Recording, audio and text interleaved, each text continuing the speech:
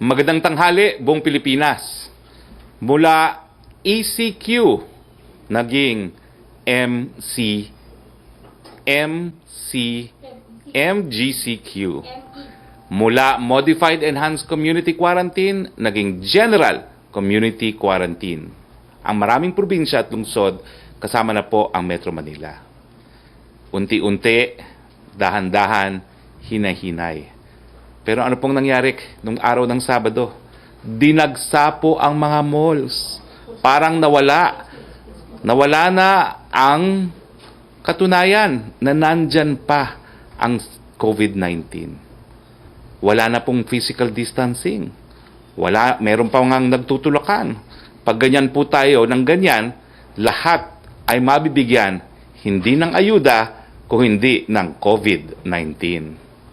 Paalala lang po, Modified Enhanced Community Quarantine o General Community Quarantine pa yan, nasa ilalim pa rin po tayo ng Community Quarantine. Nandyan pa rin ang virus habang wala pong bakuna, habang wala pang gamot. Hindi pa rin po tayo ligtas sa COVID-19. Sabi nga ng isang nag-viral na post, at alam ko naman, kilala nyo kung sino siya, bawal lumabas. Pero kapag nag-comply ka at inayos ninyo, mag-obserba ng proper hygiene, tulang naghugas ng kamay, pagsusuot ng face mask or face shield, at pagsunod sa social distancing at iba pang health protocols, mapapa-flatten natin ang curve at yung bawal lumabas ay magiging pwede nang lumabas. Pero kung magmamatigas ang marami sa atin, marami po talaga ang magkakaroon ng COVID-19. Matutulad po tayo sa ibang mga bansa kung saan tumaas ang kaso ng COVID-19 pagkatapos i-relax ang mga restrictions at ang mga tao ay hindi na sumusunod sa mga tinakdang health standards. Sa mga mall owners, may rule po tayo. 2 square meters sa common areas of the mall ay dapat limitado po para sa isang tao lamang. Kailangan pong sundin natin to tulad ng dapat may security guards at mall employees magpapatupad po ng social distancing at pagsusuot ng face mask. Sa mga malls po na hindi sumusunod sa social distancing at crowd control, well, madali lang po yan. Ipasasara po kayong muli. Ang tanong, ano ba talagang kakayahan natin kung hindi tayo susunod sa social distancing at minimum health protocols? Ilang bang kama ang kaya nating punuin ng mga pasyente? Nasaan na ba tayo sa laban natin dito sa COVID-19? Well, patuloy pong tumaas ang numero at bantayan po natin ito. Itong numero na 12,513 cases mula May 17, 2020, tignan po natin. Talagang lolobo po yan dahil sa mga nangyayari na binabaliwala ang social distancing at iba pang mga health protocols. Sa numerong ito, hari nawa, dumami rin po ang mga nag-recover. 2,635 na po. At ang mga namatay, tumaas din po, 824. Makikita po natin ang graph. Kaya ko po inuulit ito. Tignan nyo po, pababa na yung graph ngayon. Pero pagkatapos po ng Sabado, sigurado ako, tataas po yan ang napakatarik. Dahil nga po binaliwala natin ang social distancing at iba pang health protocols. Sa mga bagong namamatay, pababa na po sana on a daily basis, no? Pero bantayan po natin yan.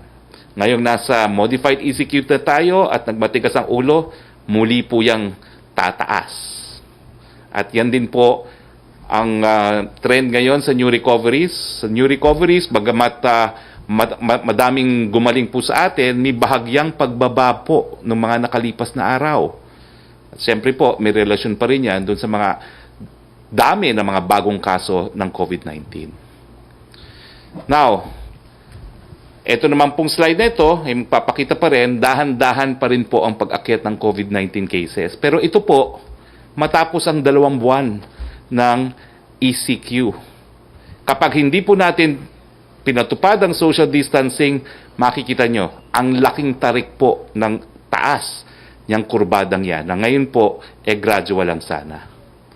Ngayon po, kung talaga tayo magmamatigas ng ulo, at binaliwala na natin yung mga ginagawa natin mga nakalipas na buwan, ang tanong, kakayanin ba natin kung napakadami sa atin ay magkakasakit? Totoo po, nananakot kami. Bakit po? Sa ngayon po, meron lang tayong 13,457 total bed capacity para sa mga magkakasakit. At ito naman po ay tingin ko sa Metro Manila, no? Ang isolation bed capacity natin ay 9,468 lamang. Ang ventilators natin ay 1,963 at ang ating ICU beds ay konti, 1,303 lamang. Yung isolation beds natin, yan po yung single na walang kasama sa room, pero ang ward beds natin ay 2,686 lamang. Ngayon, pag dumami po yung nagkasakit ng COVID-19, makikita nyo po, no, na talagang limitado lang ang ating mga kama sa ating mga ospital. Ang ating testing facilities sa ngayon po, 30 lamang.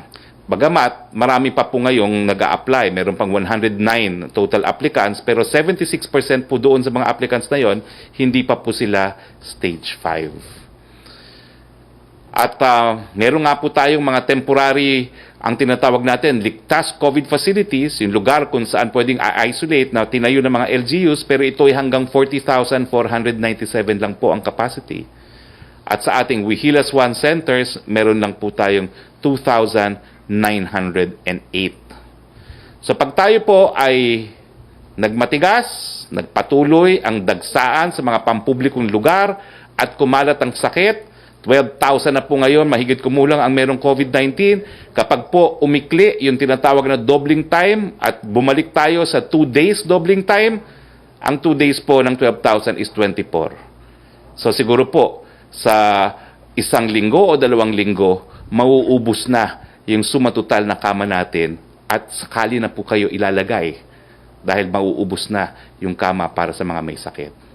Ulitin ko po, para po sa atin ito, social distancing, paghuhugas ng kamay, at kung po pwede naman, manatili na muna sa bahay. Kahit ano po yan, ECQ, GCQ, MCECQ, community quarantine pa rin tayo. Tignan naman natin po ang mga ayuda na nabigay na ng pamahalaan. Ano ba ho ang sabi ng RA 11469? Ang sabi, dapat bigyan sa mahigit kumulang na 18 million na pinakadukhang Pilipino ng ayuda. Magkano? Between 5,000 to 8,000 a month. At ilang buwan? 2 months. Ano na ba ho ang nabigay ng ating gobyerno? Una po, dahil ang pinag-uusapan ay 18 million po na mga beneficiaries. Meron po dyan yung DOLE's COVID-19 program. Ang nabigyan na po natin, 602,722.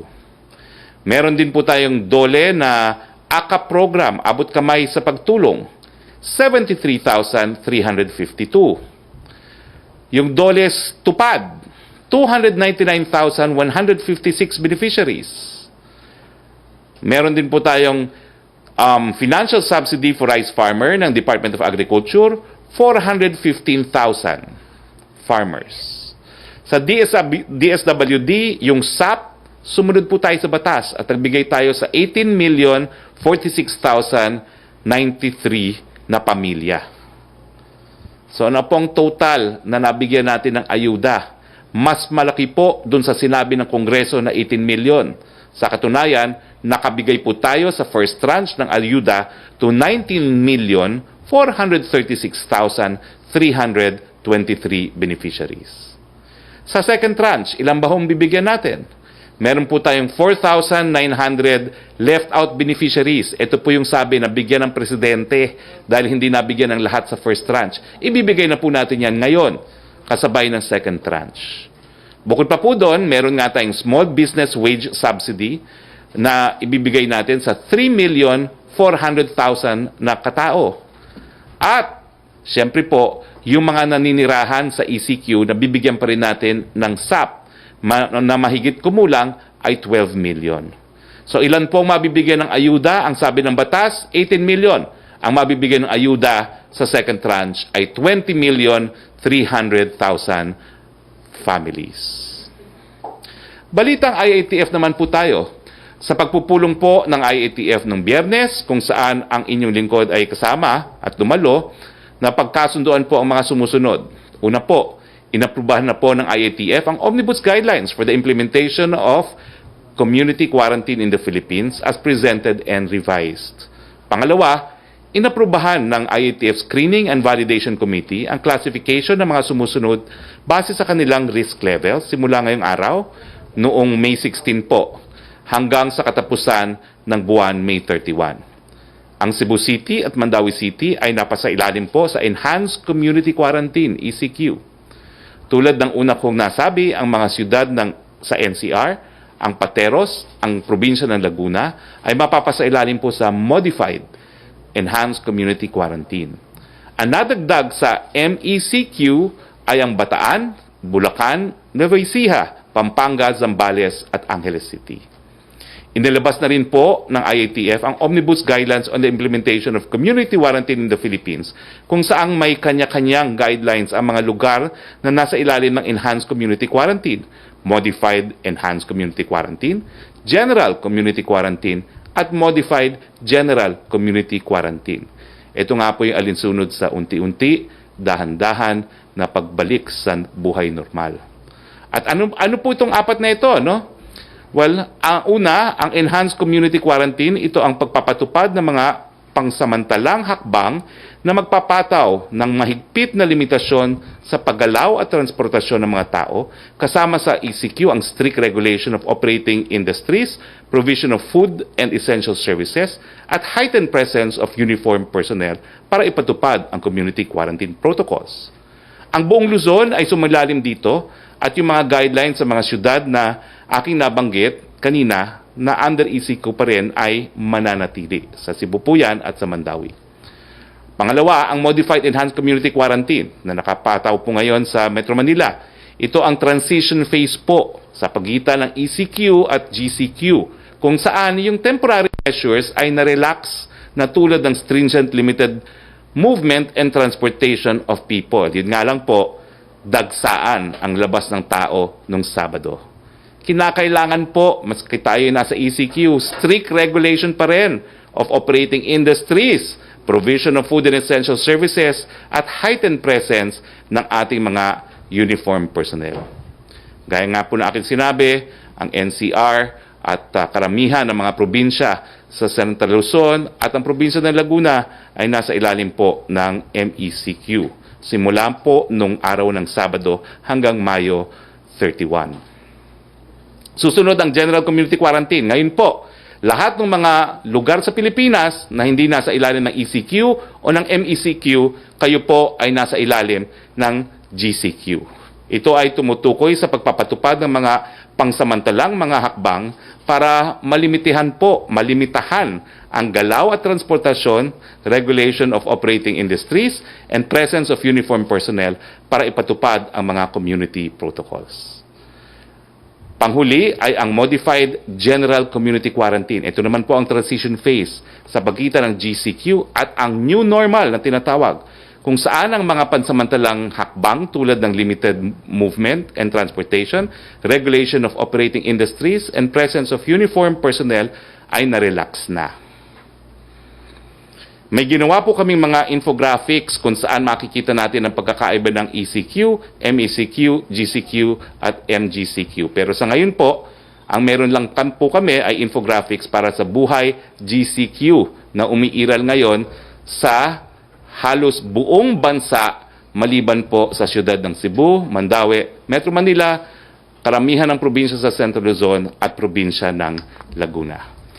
Kasama rin po natin ngayon ay si Dr. Minggita Padilla para magbigay po ng updates naman dun sa proyekto ng pribadong sektor pagdating sa testing. Nung huli pong pagkikita natin, nung araw ng Webes, si Mr. Vince Dizon po, ang Deputy Implementer ng National Task Force sa COVID-19 ay nagbigay ng ulat doon sa hakbang na ginagawa ng gobyerno para sa testing, doon sa T3 na tinatawag, no? Testing, tracing, at treat. Ngayon naman po, sa bahagi ng pribadong sektor, Dr. Minggita Padilla, thank you for joining us again. Pakibigyan po kami ng update sa inyong testing na ginagawa sa pribadong sektor. Magandang umaga, folks, Hari at sa mga nakikinig at nanonood, no? Okay, ang na-testing na namin dito sa Project ARC na antibody rapid test kits, no? ay ang lungsod ng Maynila, Makati, Quezon City, Pasig, Antipolo, at nagsimula na ho doon. No? Ang total ho na test ay 31,281. Karamihan na ho dito ay Maynila. Sa mga na-test na 31,281, 5.2% o 1,644 ay nag-positive. Yung grapho na yan, sorry ho, hindi na siya updated kasi kayong umaga nagbigay sila sa akin ng update. So, dumami ho, no? Kasi pumasok yung Maynila, pumasok ho yung Pasig, pero hindi pa ho tapos. No? Makati, Pasig, magtutuloy po ho tayo. Tapos, this week ho and next week, magla-launch na rin tayo sa Muntinlupa, Taguig, San Mateo Rizal, at sa probinsya ng Batangas. Marami hong lungsod sa Batangas ang sasama rin ho. Ito ho yung rapid antibody testing. Pero bukod ho dito, ang nangyari ho ay dumating na ho yung mga rapid antibody test, mga 500,000 ay dumating na sa Manila this weekend. Pinamudmud na ho ng Project ARC sa mga iba't ibang mga company. Inuna ho namin yung mga barangay na donasyon ho ng private sector sa mga barangay. Wala kang binayad yung mga barangay, mga lungsod. No? Ngayon, bukod ho dito sa rapid antibody testing, ay tinutulungan din ho namin yung gobyerno sa ating mga RT-PCR centers. So may slide ho tayo, I think yung last slide ho, yan pwede, updated ho siya. Yung first batch ho ng mga makakatanggap ng ayuda sa Project ARC sa ating RT-PCR centers ay ang Central Visayas Molecular Lab for COVID-19, yung Jose Rodriguez Memorial Hospital, used to be called Tala Leprosarium, Perpetual Health Las Piñas, Philippine Children's Medical Center, Quirino Medical Center, Zamboanga City Medical Center. Bukas at sa susunod na araw, darating na ho yung C-130 airplanes, no, galing ng China, na dala ho yung mga makina na ipamimigay ng Project ARC, kasama na rin ho ng mga pribadong sektor, mga companies, sa mga ospital na ito at centers, pati na ho yung mga testing kits. Sa ganun ho, kasi yung Project ARC ho, Spokeshari, is combination ng rapid antibody testing used strategically with the with the RT-PCR. So, madami na ho nangyayari itong last weekend at itong linggo na to, the next couple of weeks. So, we're going to use the modified ECQ para mag-test as much as possible, no? Kasi maraming mga companies talaga, ayaw nila magbukas at hindi mo naman masisisi na wala silang ginagawang test. So, ito na ang aming tulong para maibalik sa normal as much as possible, slowly, yung ating kabuhayan. So, yun ho yung aming mga updates. So, medyo dumadami na ho ang natetest. No? Salamat, Dr. Minggita Padilla. Ulitin ko po, alinsunod po sa guidelines sa inisyu ng DOH, hindi po required na magbigay ng COVID testing ang mga employers, pero meron pong initiatives ang private sector na ang kanilang mga miyembro, ititest pa rin ang kanilang mga empleyado bago papasukin, gamit po ang karamihan ay rapid testing kits. Bagamat, nagdo-donate din po sila ngayon ng mga PCR test kits sa ating gobyerno. Unang tanong po kay Tricia Terada ng CNN Philippines. Hi, good afternoon, Secretary and Doc. Sir, yung question ko po is yung based dun sa assessment na nangyari or sa scenario na nakita natin simula bumitaw po tayo sa ECQ and transition to MECQ. Paano po nito maaapektuhan yung magiging desisyon ng IATF in the coming days? And hindi po ba, sir, na-foresee ng nagpaplano yung ganitong scenario kaya hindi natin naiwasan, sir, yung pagdagsa ng mga tao at at saka may reports din po kasi na yung iba ginagamit yung IATF IDs nila, then employment IDs just to get inside the mall para makapasyal daw po. Well, alam niyo mo, talagang nalulungkot kami sa pangyayari. Pero siguro, intindihin na rin natin yung taong bayan. Unang beses kasi, para talaga silang nakawala sa koral, no? Pero ulitin ko po, kaya nga po pinakita ko kanina yung mga bed capacities natin. Limitado pa rin po ang mga kama natin pag tayo nagkasakit. Kung lahat po tayo ay lalabas ng ganyang kadami at hindi mag-observe ng social distancing, unang-una, babalik po tayo sa ECQ. Dahil sinabi ko naman po, hindi naman nakataga sa batuyan na tayo nasa MECQ na. Pero pag dumami pa rin at hindi natin kakayanang magbigay ng critical care doon sa mga magkakasakit, lalo po tayong balik sa kulungan. ECQ lahat uli. So, kung ayaw niyo pong bumalik na hindi kayo po pwedeng lumabas para mag-exercisyo pa lamang, pwede ba ho, bawasan na yung paglabas. Sige po, nakalipas na yung araw na Sabado. hayaan na po natin yan. Marami po talagang mahahawa ng COVID-19 dyan sa ginawa natin. Pero wag na po sanang mauulit dahil ako mismo, ayaw ko na pong bumalik sa ECQ. Next question, please. Secretary, my next question is for the workforce. Kasi po marami napansin po natin din noong Saturday, at hanggang ngayon, yung mga empleyado po, naglalakad po sila papasok sa trabaho. And yung iba po, malalayo yung distansya ng mga bahay nila papunta sa kanilang mga trabaho. At hindi na po lahat ng employers nakakapag-provide ng shuttle. Sir, how are we going to support these people without naman po compromising? For example, naintindihan natin hindi pa rin pwede magbalik naman talaga yung public mass transportation. Simple lang po yan. Bagamat bahagyang binuksan natin ang ekonomiya, obligasyon po ng mga employers magbigay ng sakay sa kanilang empleyado or tirahan doon sa kanilang lugar na pinagtatrabahuhan. Kung hindi po kaya, wag na muna po kayo magpapasok. Pero kayo pong may obligasyon magbigay ng sakay sa ating mga empleyado. Sir, last question. Sir, kumusta po si President Duterte? We understand he flew to Davao over the weekend. Kailan po, sir, babalik si Presidente and can we expect a public address tonight po? Ang alam ko pong pagbalik niya ay, kung hindi ako nagkakamali, mamaya din, no? Mamaya din po ang pagbalik ng Presidente. Hindi ko lang po alam kung matutuloy ang public address mamaya. Pero mamaya po ang balik ni Presidente, gabi. Yusek Roque. Good afternoon, Secretary Roque. From Rose Novenario of Hataw, pahingi daw po ng reaction nyo tungkol dun sa troll armies na nais paimbestigahan ni Senator Laila de Lima. Sige po, imbestigahan ni Senator Laila de Lima kung gusto niya. Wala pong pumipigil sa kanya. Yung second po niyang tanong, ayon kay Dr. Benjamin Ko, isang infectious disease and clinical pharmacology expert, the Philippines has the highest vitality yet lowest recovery rate for coronavirus disease. In Southeast Asia, matapos po ang mahigit 60 days lockdown, ano po ang direksyon na tinatahak ng kampanya laban sa global pandemic ng Administrasyong Duterte? Well, tingin ko naman, dun nga sa isang survey na ginawa, no, na ang mga Pilipino nagsabi na satisfied sila sa ginawa nating response rate. At ang totoo naman, although mababa siguro yung recovery rate natin in relation to other countries at mataas yung death rates natin, still, kung hindi po tayo nag-lockout, kung hindi tayo yung pinakaunang-unang bansa dito sa ating rehiyon na nag-lockout, siguro mas marami pang nagkasakit at mas marami pang namatay, no?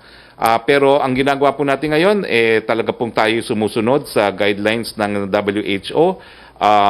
Ang pakiusap nga lang po ng Department of Health ngayon, yung mga gumaling na, kung po pwede po, makipag-ugnayan pa rin kayo dun sa mga lokal na epidemiology units ng inyong mga lugar, no? Pero gaya ng aking sinabi po, no? Bagamat tayo bagyang nagbukas, flexible po ito. Pag dumami na naman ang kaso, pag bumilis na naman yung doubling rate at di natin kaya magbigay po ng critical care, babalik po tayo sa dati na ECQ. Next question.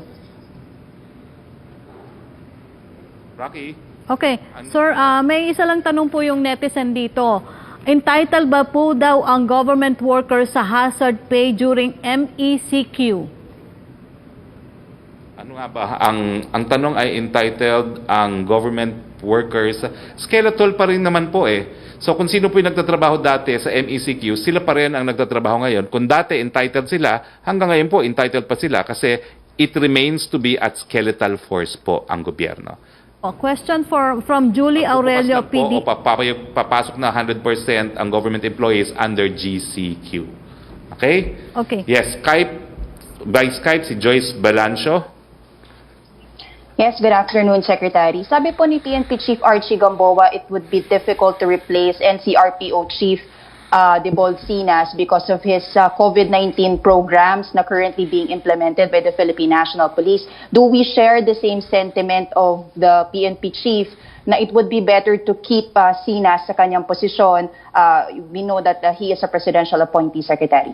Ang alam ko po, inaantay natin yung investigation ng IAS dahil ang palasyo po ang magbibigay ng go order kung sasampahan o hindi ng administrative case si General Sinas. So, I ask for indulgence dahil palasyo po ang magdedesisyon kung tuloy ang administrative case at kung matutuloy po yan din po magdedetermine kung masisibak o hindi si General Sinas please understand, I would rather not comment on that para wala naman pong prejudgment on the part of the palace.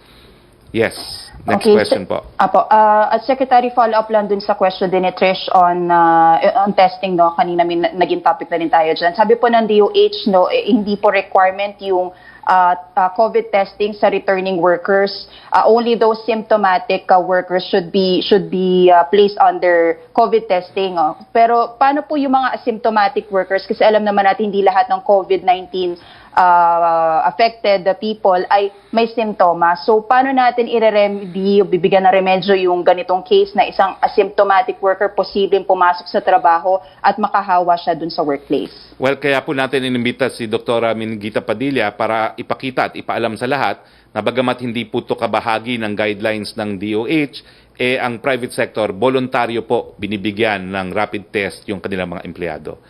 In an ideal world, dapat po lahat ng tao matesting. Pero alam niyo, una, ang hirap na nga nitong PCR testing, no? 30 pa lang ang laboratories natin. Ang gusto natin mangyari, hindi bababa sa 90 yung mga PCR testing centers natin, no?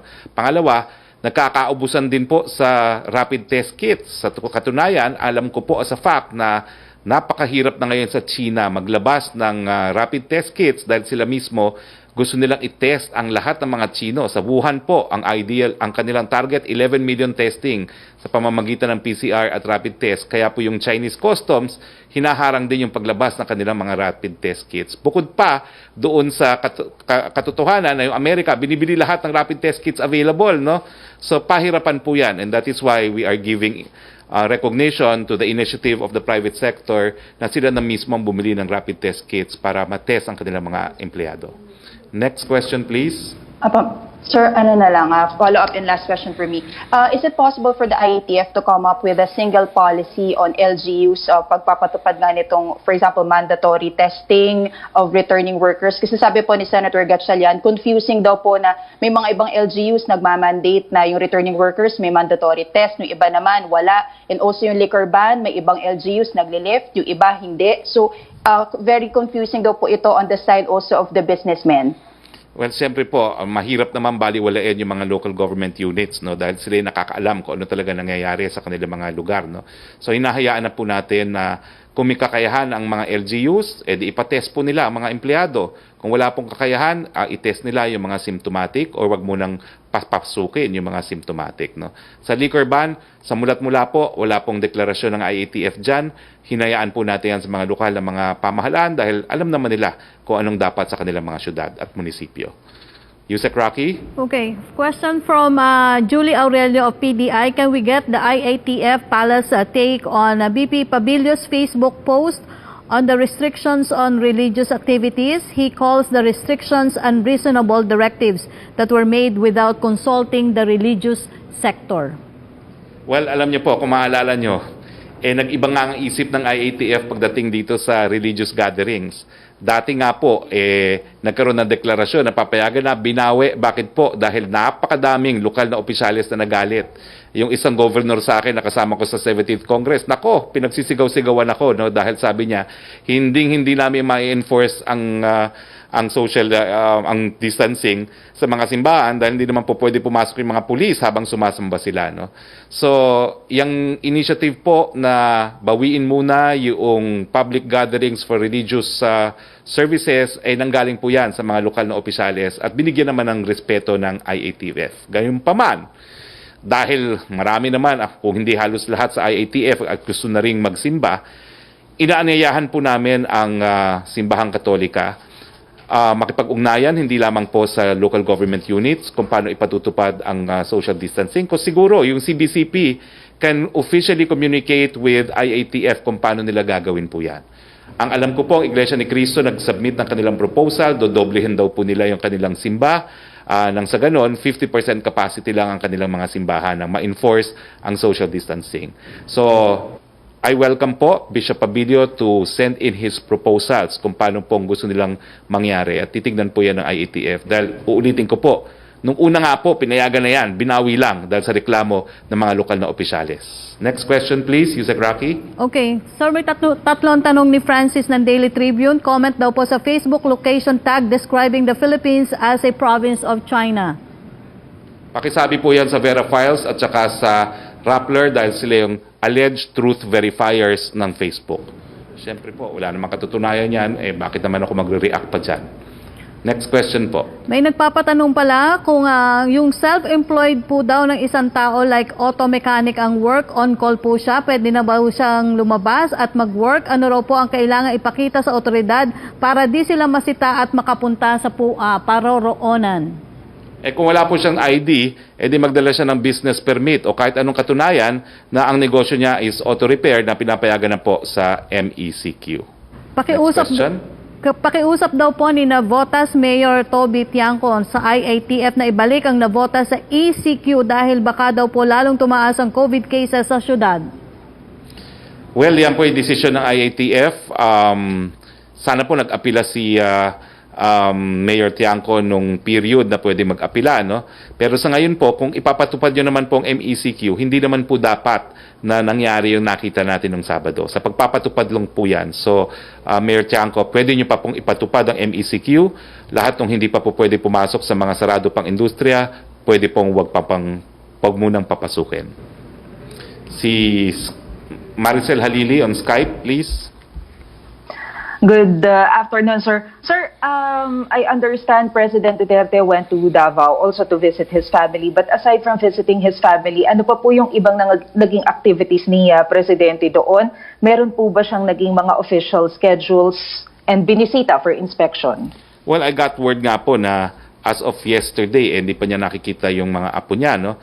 So, alam niyo kasi ang presidente naman, hindi lang naman siya presidente dito sa Luzon, presidente yan ng buong Pilipinas, no? Nakipagkapit-bisig po siya dahil pinakamatinding problema sa COVID-19 dito sa Luzon, kaya 67 days siyang nanatili rito, no? Para ipakita na he is one with the people, no? Pero nung kinakailangan din naman malaman po ng presidente kung ano nangyayari sa iba't ibang parte ng Pilipinas, gaya nung lugar kung saan siya po nanggaling sa Mindanao, no? So, kaya nga po, as of yesterday, nagulat ako na hindi pa niya nakikita yung kanyang mga apo. Inuna po siguro niya yung pagtingin kung ano nangyayari, hindi lang po sa syudad ng Davao, kundi sa buong Mindanao. Pero, sir, why visit Davao? I understand, syempre malapit sa puso niya yung Davao, but Davao is GCQ area. There are also other areas po like Cebu na under ECQ and yung, for example, Samar na nasalanta po ng Bagyong Ambo.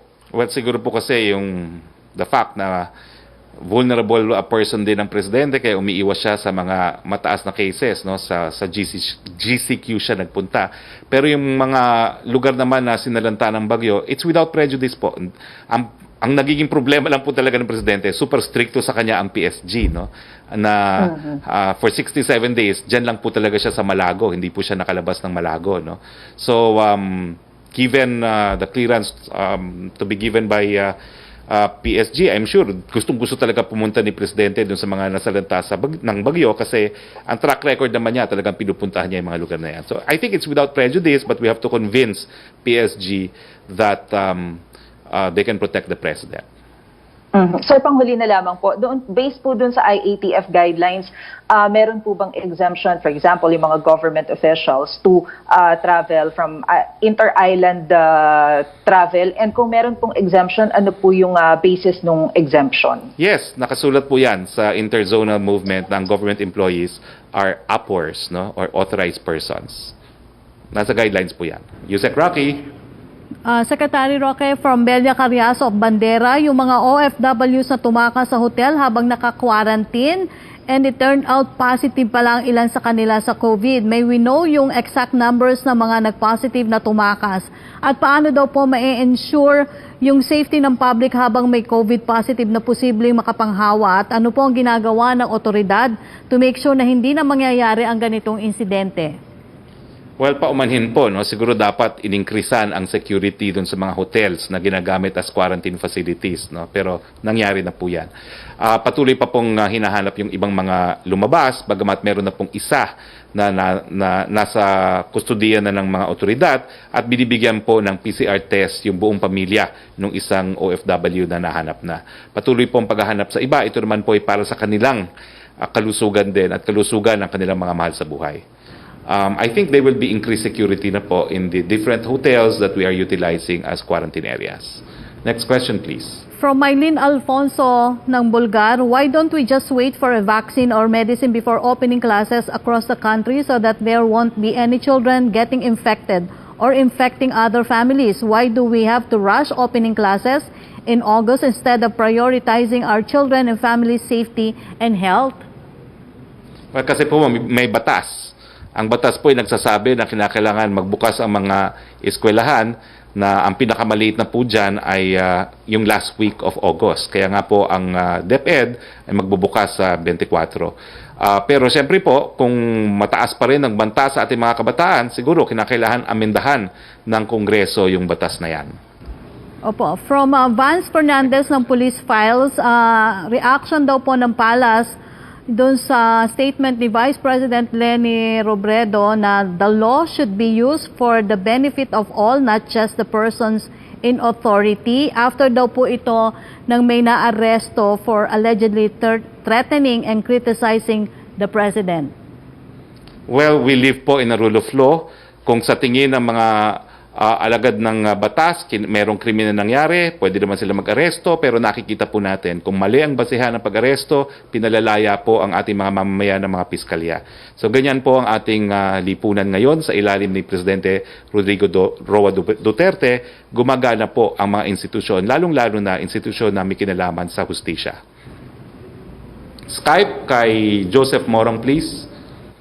Hi sir, good afternoon. Sir, I have several questions. No, una muna, given what you have seen, no, yung mga tao na nasa mga checkpoints, ang daming sasakyan, ang daming mga tao sa malls, do you think the decision to shift from ECQ to MECQ was a mistake?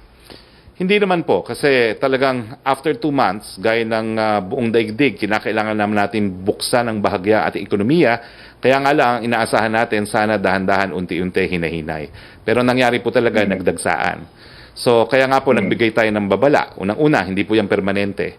Dahil obligasyon ng Estado na pangalagaan ang kalusugan, pwede tayo bumalik po sa ECQ. At patuloy po tayong nakikiusap. Kailangan po natin ng kabuhayan, kaya binuksan natin ang ekonomiya. Hindi po yan dahilan para magmoling. Okay, sir.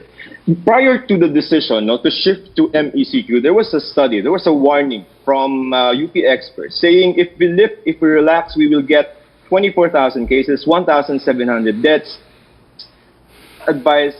Was that advice ignored by the IATF? No, kaya nga po MECQ pa rin tayo. ECQ pa rin po tayo, hindi pa po tayo GCQ. Next question, please. All right. So was the decision more economic than scientific? It is scientific and economic. We consider all these in the decisions made by the IATF. The decision was made that there was a 5-day doubling rate and that we have capacity as of now para magbigay po ng critical care at ng medical attention doon sa mga magkakasakit. As of now. Pero ang assumption po natin, full cooperation ng ating mga kababayan. Sir, sa testing na lang, no? Andito po si Dr. Mingita. Maybe she can butt in. Go ahead. Right now, wala tayong officially sanctioned mass testing ng government. When I say mass testing, this is not just the OFWs na ginagawa ni Secretary Vince, but mass testings, meaning ordinary persons who are going to go back to work today, they will get mass tested. Wala tayong ganun na government-sanctioned mass testing, correct? Well, as much as possible po, no? Meron tayong ini-increase natin yung capacity natin ng testing, kaya nga we're aiming na aabot tayo sa 30,000. Pero in terms of mass testing na ginagawa ng Wuhan, na all 11 million, wala pa pong ganyang programa at iniiwan natin sa pribadong sektor. You can ask your question from Dr. Mingita. She's here, I think, no? Yes, anong question ma'am, yan po ay private sector. Dr. Mingita, this is private sector initiative, no? Yung private testing nyo. What happens, well, number one, how reliable are the PCR as against the rapid testing that you guys are doing? Dr. Mingita? Dr. Mingita, are you there? Yes, and I'm okay now. Can you hear me now? I was muted. Yes. I'm Yes, okay. ma'am. Yes, Okay, ma'am. sorry about that. Now, okay, there's no perfect test, Joseph. You have to remember that. Even PCR can miss 1/3 of the cases, even in symptomatics. That's why you have to make that clear. So, kahit yung gold standard, hindi talaga gold, no? May pagkukulang pa rin. Yung rapid antibody testing, totoo na meron talagang iba na talagang walang kwenta. No? There's some that can only get the only 40% sensitivity, really bad. Pero mabuti na lang ngayon, dahil nag-improve na rin sila, marami na rin mga mahuhusay. And even yung mga staunch rapid antibody testing kits noon, inaamin naman nila na meron mga 99% accuracy, yung specificity, and above 90% sensitivity. Yun ang mga kinukuha namin. Yun ang mga pinag-aaralan namin. We try to be very careful dun sa mga what we suggest to our people who ask us. So there are good ones, there are bad ones. Okay? All right. So, Secretary, given that, no, na even the rapid testing we cannot trust, the PCR is not very good, and we are releasing number of people into their workforces in under the approved industries, hindi ba siya, sir, delikado in the sense na hindi natin kita who are the asymptomatic, and yet we are allowing them to go out? Well, may kaya I nga po, answer that?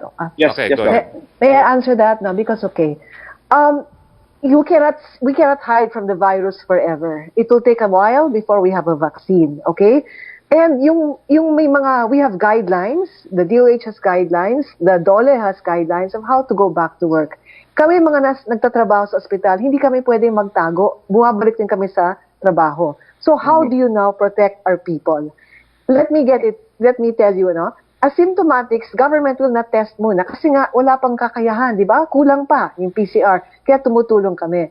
Yung mga rapid antibody testing at PCR, kailangan yan complementary. Kung gagamitin mo yan sa tamang paraan, you will be able to catch the people who are a threat to society. That having been said, pagpunta natin sa ospital, pag bumalik kami mga doktor, no? Maraming ospital nagte-test ngayon sa rapid antibody testing. Kung mag-positive, they'll send you for PCR. Some naman, PCR lahat.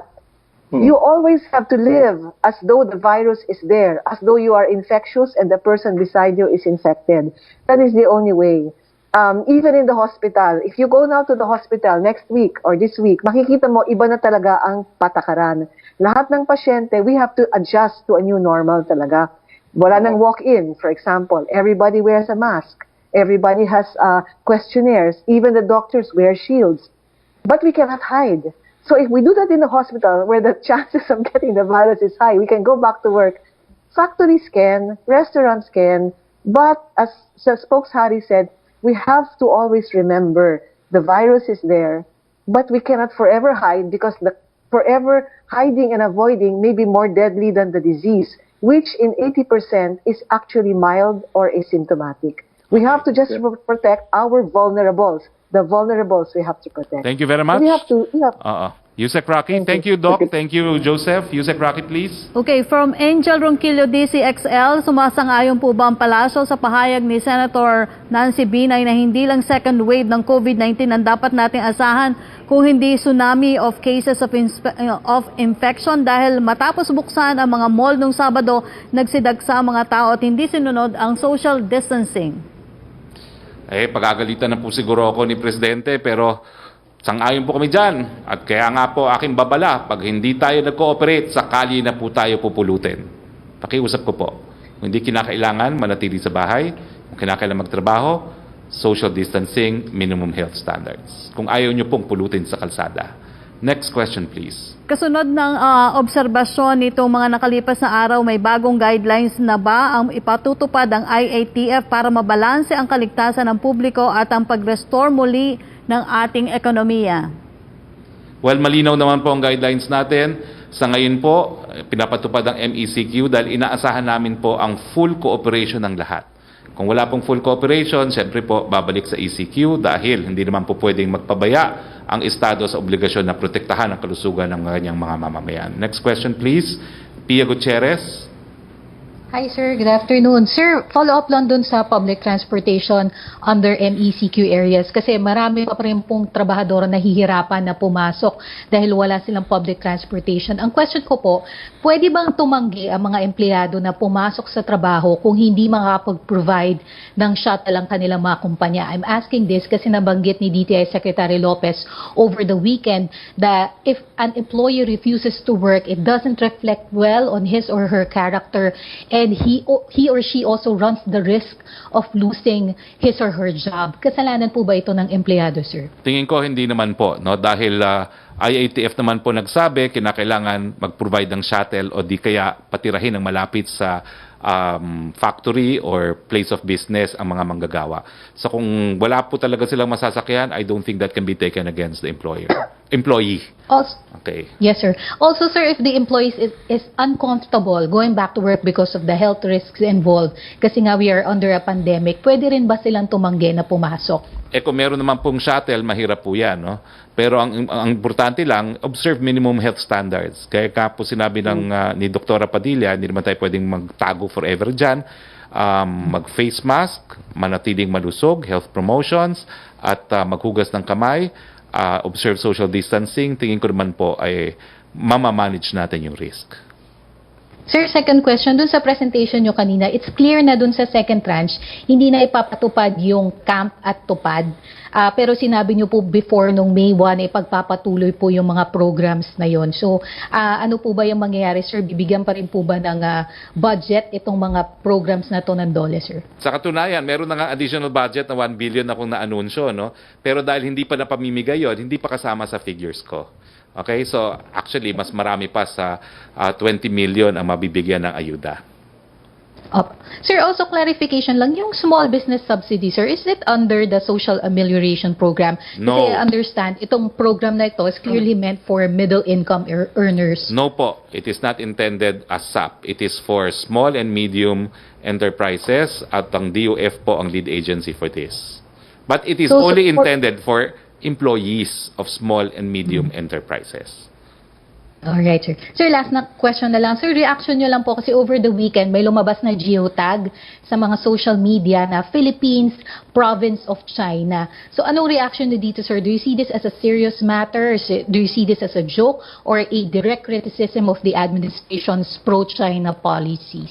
Tinatawagan ko pansin po ang verifiers at rappelers. Sila po yung mga fact verifiers ng Facebook. Bakit naman po nakalusot ito? Sana po yung fake news talagang i-flag nila dahil ito po clearly fake news, hindi na po dapat komentan. Yusek Roque. Okay, from Secretary from Rosalie Cos ng UNTV, aminado po ang National Task Force versus COVID-19 na worried po ito sa absence ng physical distancing sa ilang shopping center sa NCR sa first day ng implementation ng MECQ. Ano po ang paalala ng palasyo sa publiko kaugnay nito? Paalala sa publiko, baka babalik po tayo ng ECQ kung walang kooperasyon. Paalala sa mga mall owners, pasasara po muli kayo kung hindi nyo mapapatupad ang social distancing. Ano rin po ang babala ng Malacanang sa mga lokal na pamahalaan at pribadong establishment na di makapagpapatupad ng crowd control at minimum health standards sa kanilang premises? Pasasara po yung premises nila muli dahil wala pong choice. Kinakailangan panagaan ng kalusugan. Hana Sancho. Hi, sir. Kakasabi niyo lang, sir, na ipapasara yung mga malls, sir, no, kapag hindi sinunod, yung mga measures na pinapatupad ng pamahalaan para dito sa COVID-19 pandemic. Do you think, sir, kailangan maging liable din po sila? Kasi po, sir, sila din po yung nagpapapasok dun sa mga shoppers sa loob, sir. Kasi nga, although may mga malls naman talaga ako nakikita, sir, na may ginawang mga hakbang para mapatupad yung social distancing. Pero sa tingin mo, sir, dapat maging liable po sila? May legal possibility po yan dahil under the We Heal as One Act, kinakailangan ipatupad yung mga requirements ng IATF. No? So meron din pong criminal liability yan if they do not exert or if they do not fulfill the obligation na dapat ginagawa nila. Dapat po may sapat na empleyado, security na magpapatupad nitong mga guidelines nito. Otherwise, magsarado po sila. Okay. Sir, ano po yung magiging indicators po natin, sir, para sabihin na po ng pamahalaan na kapag ito nagpatuloy, ay ipapasara na namin itong mga malls? Siyempre po, yung doubling rate ng sakit ng COVID-19, kung ito po ay bumalik tayo sa 2 days, talaga pong lahat sarado uli, back to ECQ. Okay? Malinaw po yan. Basta sundin naman po yung 1:2. For every 100 square meters, magpapasok lang ng 50. At madali po yun, mabibilang po ng security guards nila yun. Okay. Sir, last question, sir. Regarding po dun sa sinabi po ni Senator Pancelo Lacson regarding sa overpriced medical supplies ng DOH. Ano po yung hakbang na gagawin ng palasyo dito, sir? Well, pakikinggan po natin kung anong sasabihin ni ni Senator Lacson, but actually meron pong spokesperson naman ng DOH, Dr. Vergere, and I will defer to her. Alright, thank you, sir. Yusek Roque. From Jonah ng Asahi Shimbun, a number of checkpoints still either don't have scanners or do not use the scanners for rapid pass holders. Why is this so? Has the supplier of the scanners explained the issues they are having? Is it the hardware or the software? How much has government allotted for the rapid pass system? Well, offhand, hindi ko po alam kung bakit, pero napansin ko nga yan, no? Dahil bagamat we have virtual press briefings, I travel from my home to Malacanang, at sapat naman na ipakita ko yung ID ko na kasama yung rapid pass ko, no? Pero walang bumabaril, kumbaga, sa rapid trust ko. Siguro, kilala na ako, no? Pero, tatanungin ko po kung ano naging problema dyan, pero ang alam ko lang po ay, ang rapid trust ay dito lang po sa, rapid pass ay dito lang po sa Metro Manila, no? At titignan ko nga po, tatanungin natin ang DICT bakit parang ang konti nga ng gumagamit ng scanners. Question. Okay, meron pa bang mga tanong? Yes, Secretary, from Buena Bernal ng Channel News Asia, may we know how many government-certified labs are currently active testing given the testing center in Albay was damaged by the typhoon last week? Is it the only one that halted testing operations so far? And how about the damage? Any use on specimens, staff there? Were they affected by the damage? What type of damage occurred? Also, what precautions were cascaded to testing centers in affected areas before the typhoon? How many testing centers were in affected areas? And how many of them were informed of said precautions?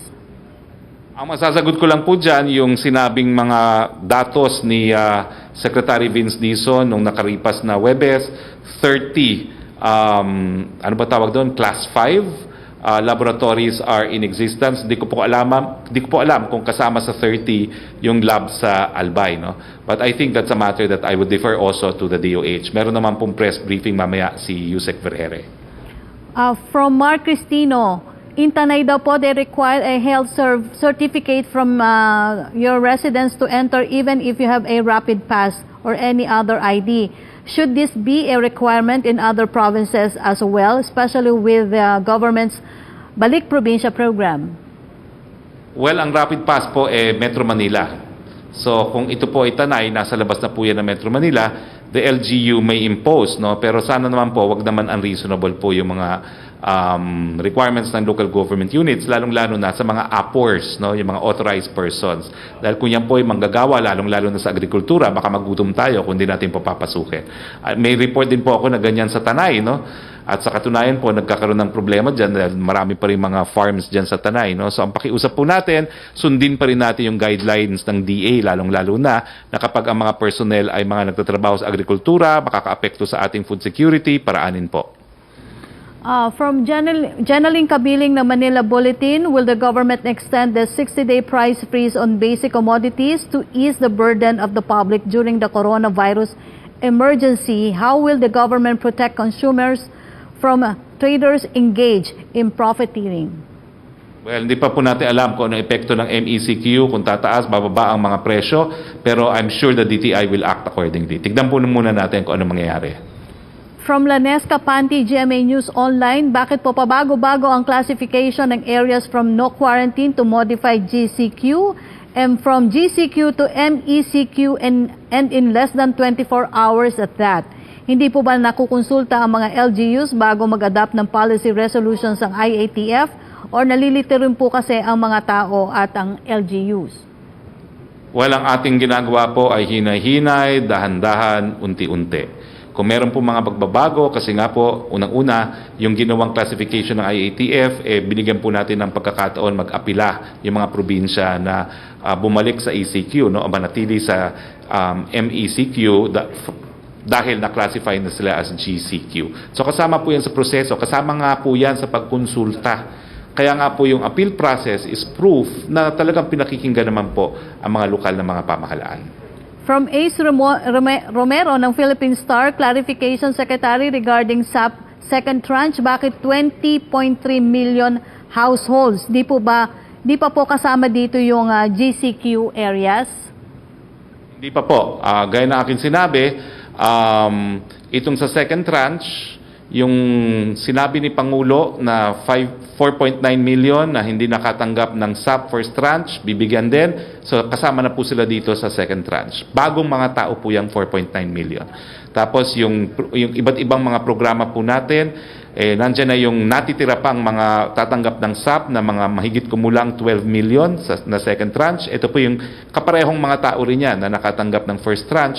Pero meron pa po tayo yung small business wage subsidy na tinatarget din natin na magbigay sa 3.4 million people. Kaya po ang suma total 20,300,000. Okay, last 3 questions na lang po, Secretary, from Virgilio Galvez. Question from Batangas. Are mayors authorized to require rapid testing certificates issued by the LGU for those picking up agricultural produce from their towns? Well, alam ko po may discretion na ganyan, pero I do not know if that is unreasonable. Kasi if the province or the local government unit can provide the rapid testing right there and then, siguro hindi yun unreasonable. Pero kung wala namang available na rapid test doon sa area at nandun na yung tao, baka naman po maging unreasonable. Ang rule of thumb po, bumalik po tayo doon sa general guideline na binigay kung sinong appors. No? Kung talagang indispensable po yan, dahil carrying cargoes, pagkain at lahat, patuluyin po. From Julie, Palace reaction po sa report that the charter change drive is very much alive amid the COVID-19 pandemic. The DILG is gathering 2 million signatures online in support of Chacha to be presented to Congress, although Yusek Malaya said the DILG is prioritizing COVID-19. Documents show that only the physical signature campaign is postponed and online efforts will continue. Well, na-explain na po yan ni Yusek Malaya, no? It's not really a priority. They're continuing because the mechanism is there. Pero nakatutok po talaga tayo ngayon sa COVID-19. Last question. Are the DILG's efforts part of a palace directive to push for federalism even if the government's resources are supposedly diverted to the COVID-19 response? Does the palace think that the DILG's campaign is ill-timed considering the crisis at hand? Ang pagkakaintindi ko, they're not exerting any effort naman po, no, para any additional effort para isulong yung charter change during these times of COVID-19. So sa akin po, it's always been a mandate of the DILG. They should do it. Otherwise, makakasuhan naman sila ng dereliction. Pero at the same time, makikita nyo naman po na talagang ang DILG, ang primary attention nila nakatutok po dito sa COVID-19. Okay, Secretary, yan po ang ating mga natanggap na tanong mula sa MPC at sa ating mga kaibigan na miyembro ng FOCAP. Well, nako mga kababayan, pasensya na kayo kung medyo masakit yung mga salita kong binitawan ngayong araw. Pero kinakailangan po talagang iparating sa inyong katotohanan. Ang buhay niyo po, ang buhay ng inyong mga pamilya, nakasalalay po yan kung anong gagawin natin sa mga susunod na araw. Wala pa po tayong bakuna, wala pa tayong gamot para dito sa COVID-19. Ang ating kinabukasan po, kung mabubuhay tayo hindi, nasa kamay natin yan. Please stay safe, observe minimum health hygiene, and observe social distancing. Magandang hapon po sa inyong lahat. Hindi madali ang pregnancy ko. Kaya ingat.